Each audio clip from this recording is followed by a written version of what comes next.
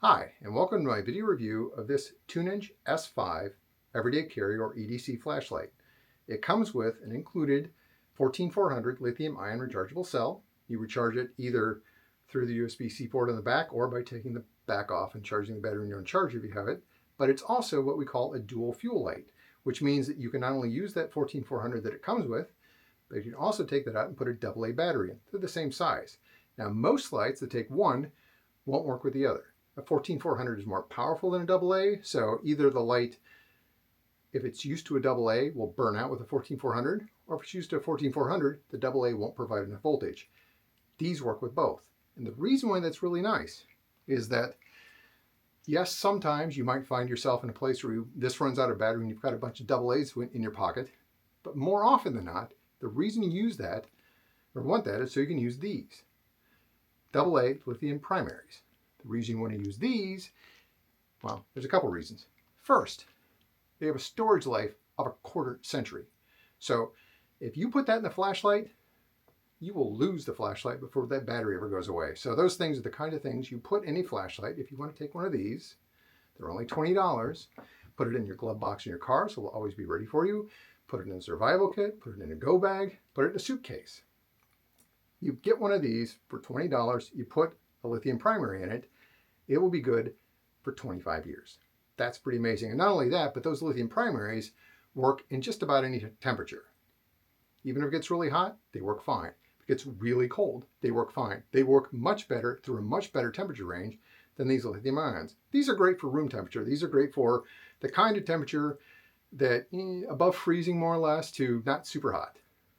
Those lithium primaries though, they run anywhere. So that's one of the reasons I like this.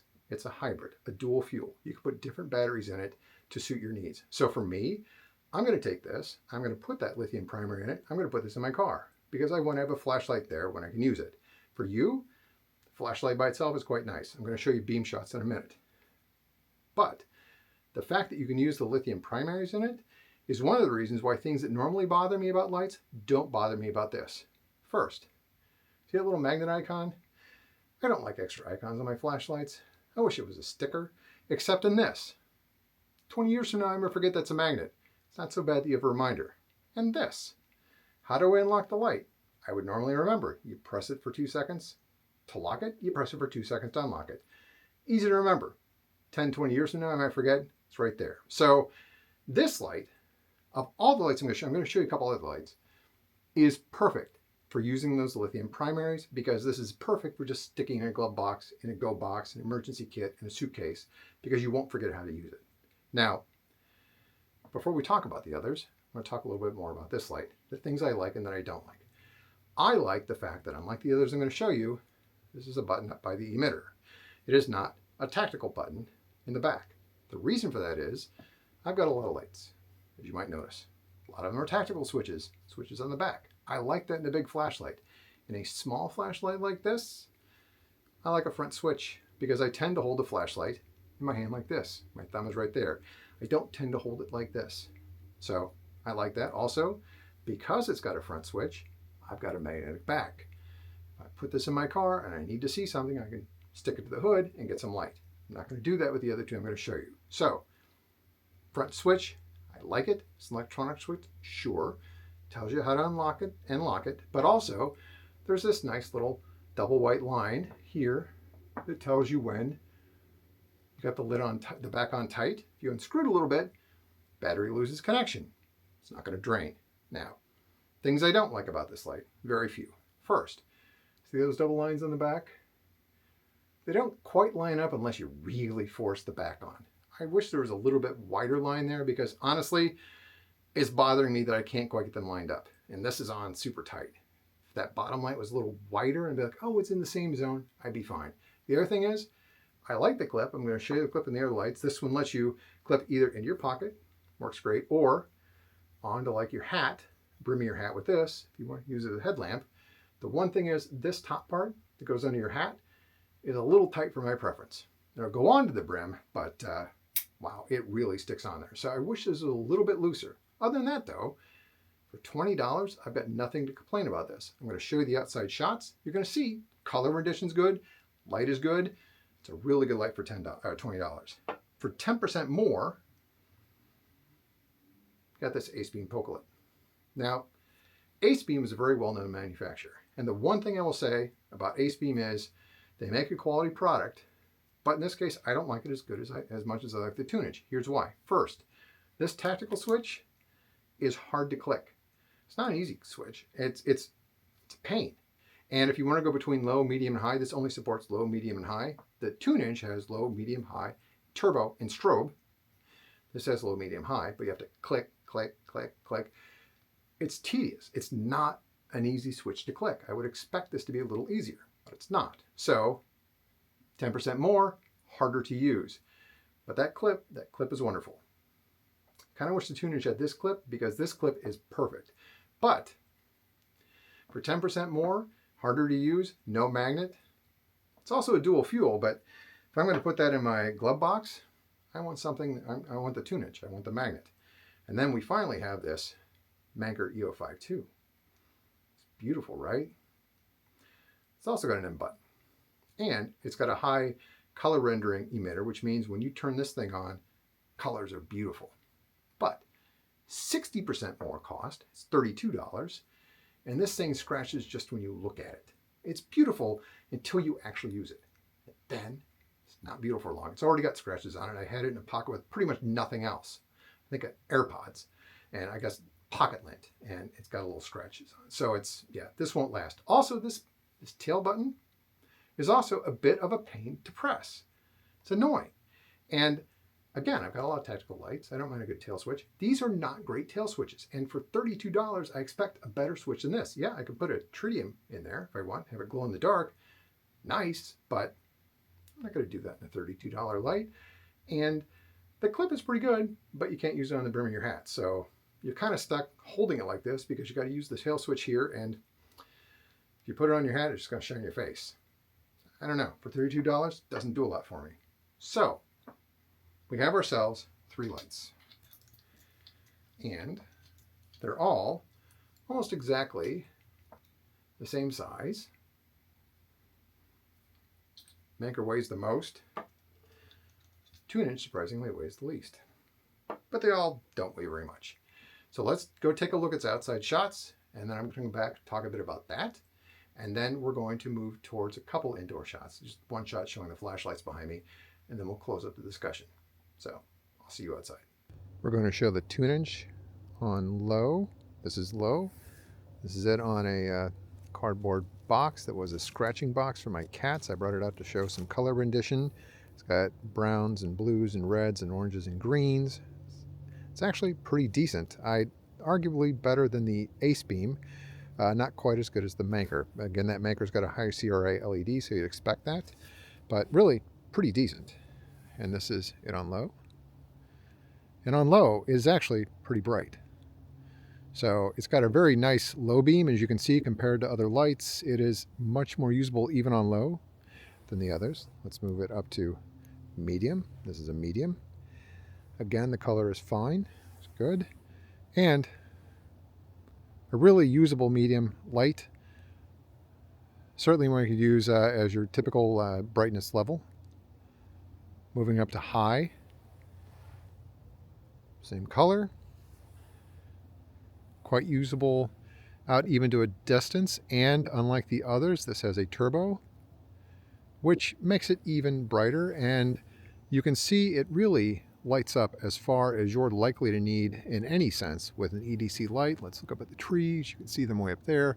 This is a very bright 14400 light. It is a really bright light for the size. You don't need that turbo that often, but when you do, it's there. Turn it off. And here we are. But again, back to that low, really very usable. So this light is definitely brighter than the other two on all the settings, and outside more useful. So that is, again, the Tunenge S5. This is the Manker E05 2. This is low. Colors are really quite nice, as you can see, but you're paying, again, a pretty expensive premium to get that color. As we go out, low becomes not all that useful except for really close up. Let's try medium. This is medium. It's really quite useful. This is probably the brightness you're going to use most of the time if you're carrying this around for everyday carry. And let's go up to high.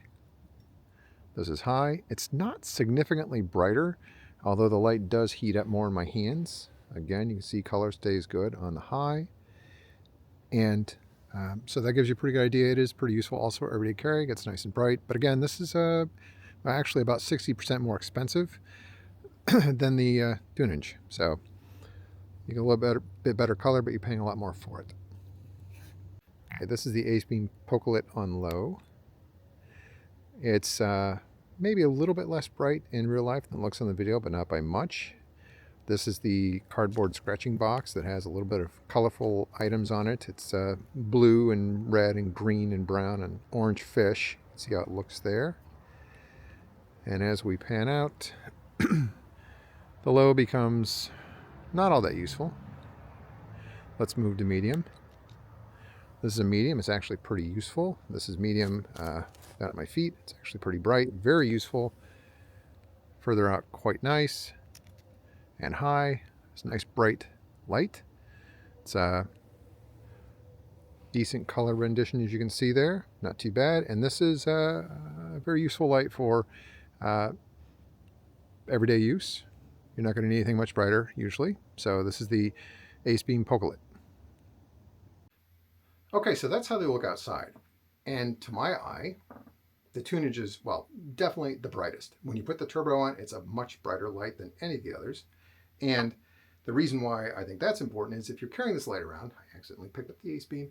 When you're carrying this around, if you really need to see something well, it's nice to have that extra boost. But at medium, all three of them are about the same brightness. And at medium, they'll all last about the same amount of time on the battery. So the type of brightness you're going to tend to use, which is medium, all three of them do fine. But we need that extra boost. Only this has turbo, and the turbo on this is noticeably brighter. Also, when it comes to color, the color rendering of the Manker is superior, but not by much.